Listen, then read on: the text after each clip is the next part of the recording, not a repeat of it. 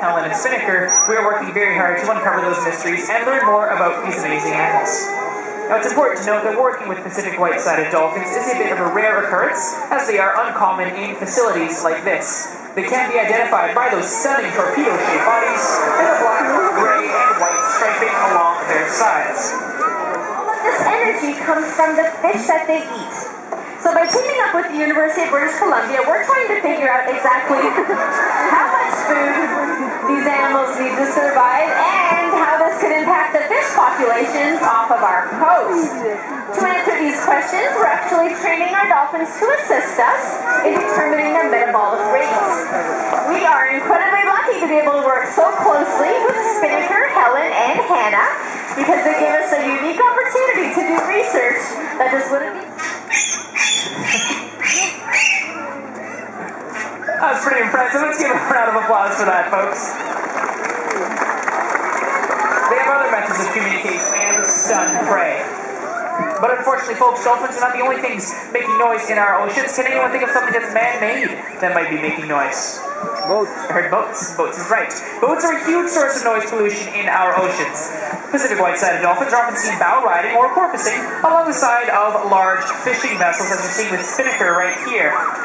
How exactly the extra noise pollution is going to affect the Pacific white-sided dolphin population is a bit of a mystery, but it is a mystery that we are working very hard to uncover. But ladies and gentlemen, like all good mysteries, the more questions we answer, the more questions arise. The biggest question that we are dedicated to answering here at the Vancouver Aquarium is how can we help? We know that man-made objects seems to be the biggest threat facing these animals in their natural habitat, but there is good news. There are simple things that you and I can do to help them, and it's as simple as picking up our trash and making sure it ends up in a trash, recycling, or compost bin, and not in their natural habitat. But I am curious, you girls over there, is that all we can do? No, it's not, is it? No, we can participate in the Great Canadian Shoreline Cleanup organized by the Vancouver Aquarium, where communities from coast to coast are going to get together to clean up their shorelines and rid it of trash.